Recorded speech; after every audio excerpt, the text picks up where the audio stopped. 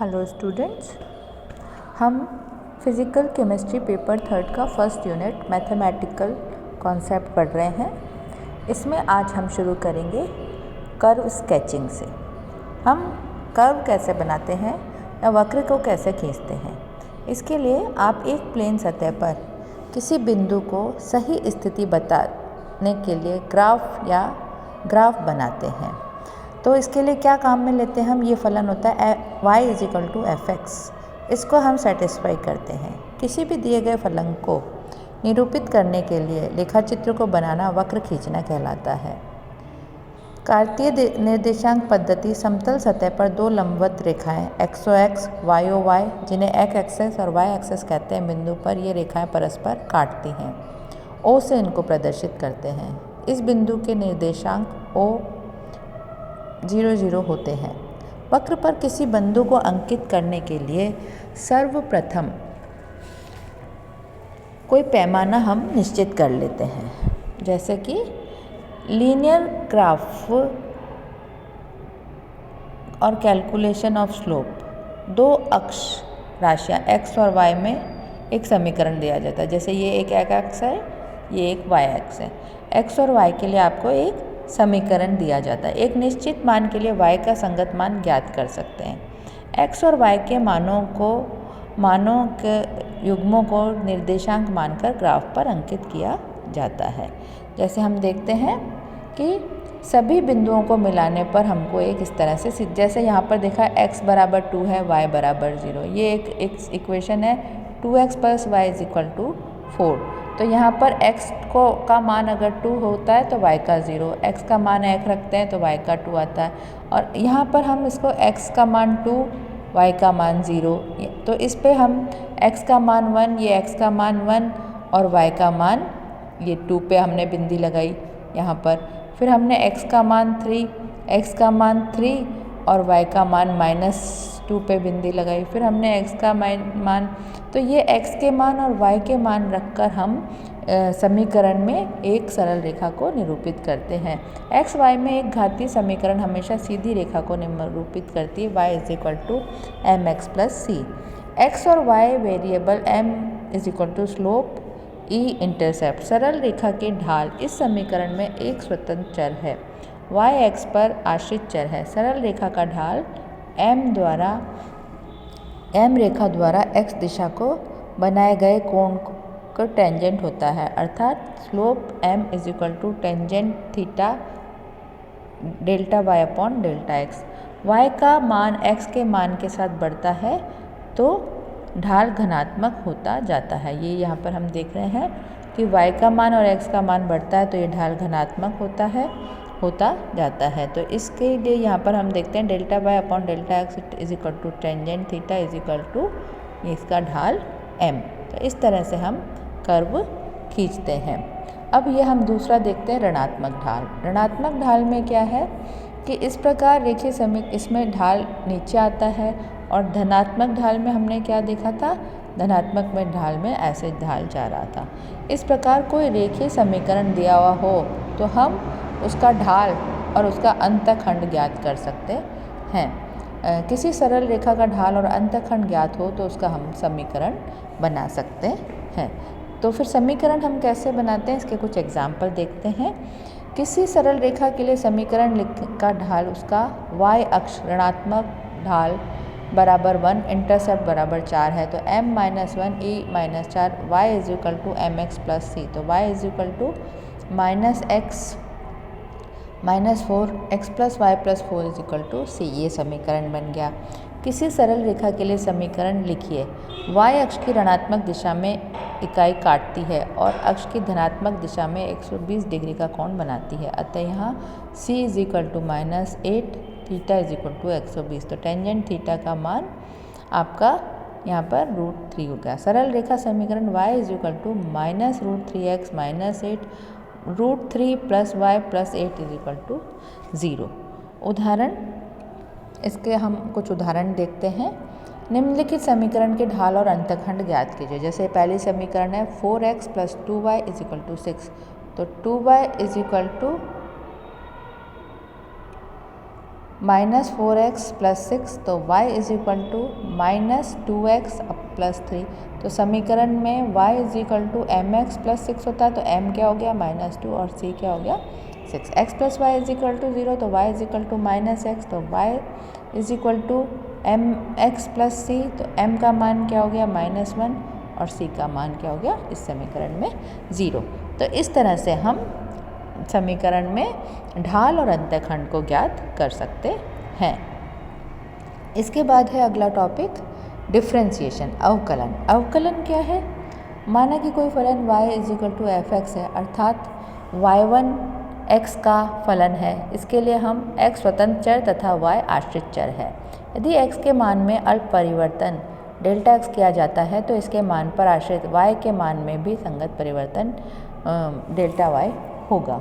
Delta x छोटा होते हुए शून्य की ओर अग्रसित होंगे, अर्थात डेल्टा x 0 हो तो इस सीमा में x के सापेक्ष y की औसत परिवर्तन दर को इस प्रकार लिखते हैं। dy/dx जो है वो अवकलन गुणांक कहलाता है। अवकलन गुणांक के कुछ इम्पॉर्टेंट रूल हैं डिफ्रेंशिएशन के लिए, वो इस तरह से हैं। पहला, अचर चर का अवकलन शून्य होता है। यदि कोई अचर राशि या कोई फलन गुणा में हो तो गुणनफल या अवकलन गुणांक अचर राशि तथा उस फलन के अवकलन के गुणनफल के बराबर। y is equal to a - x dy/dx is equal to a dx/dx। फलनों के योगफल का अवकलन उन फलनों के अवकलनों के योग के बराबर होता है। यदि फलन fx और gx योगफल है तो y is equal to fx + gx dy/dx dfx/dx dgx/dx।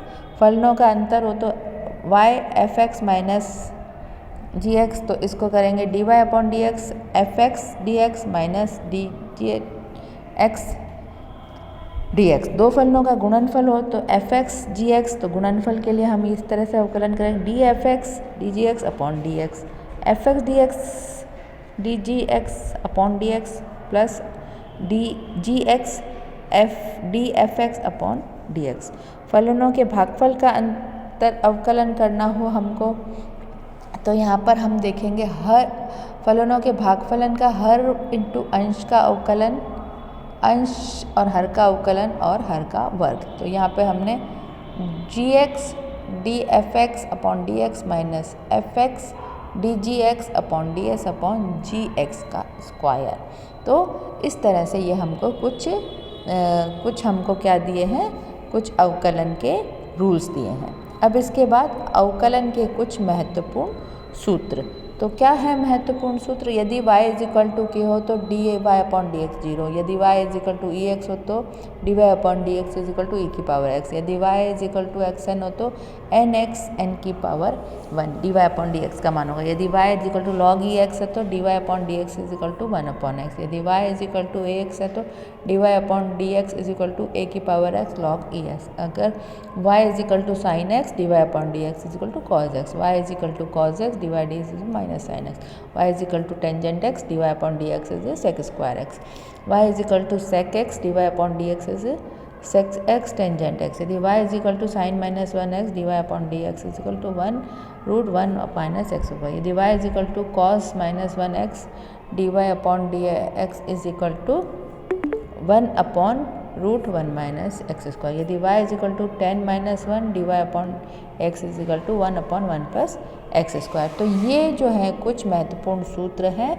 जो किसी भी एग्जाम्पल में गणना करने में हम काम में लेते हैं। इनको अब हम कुछ एग्जाम्पल से बताते हैं आपको कि ये क्या है। जैसे एग्जाम्पल 1, फलनों का अवकलन गुणांक ज्ञात कीजिए। तो x की पावर 7 का, तो y is equal to x की पावर 7, तो dy/dx क्या होगा, x की power 7/dx is equal to n - 1 7x 7 - 1, तो ये आ जाएगा 7x की power 6। y is equal to x 5/2, तो dy/dx क्या होगा, dx की पावर 5/2/dx। तो इसको लिखेंगे हम 5/2 x की पावर 5/2 - 1, तो यह आ जाएगा 5/2 x की पावर 3/2।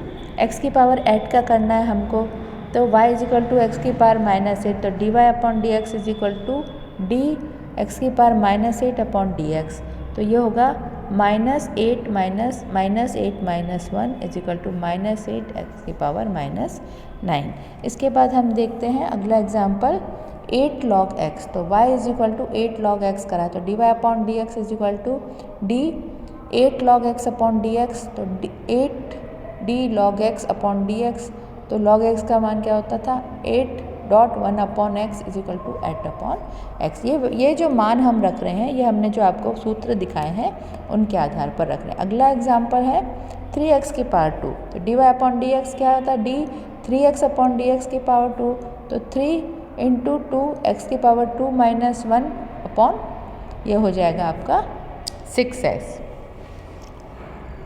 हो जाएगा। इसके बाद x की पावर 10 है तो इसको लिखोगे आप d 10 की power x upon d x. तो 10 की पावर x log 10 तो ये हो जाएगा 10 की power x upon log 10। Example निम्नलिखित फलनों में x के सापेक्ष अवकलन कीजिए। ये दूसरी तरह की एग्जाम्पल है ex प्लस 4x5। तो dy upon d x is equal to d e की पावर x 4x की पावर 5 अपॉन डी एक्स। तो e की power x upon d x dot 4x की पावर 5 अपॉन डी एक्स। तो e की power x plus 4 5 d की power 5 है तो e की power x plus 4 plus 5x की पावर 4।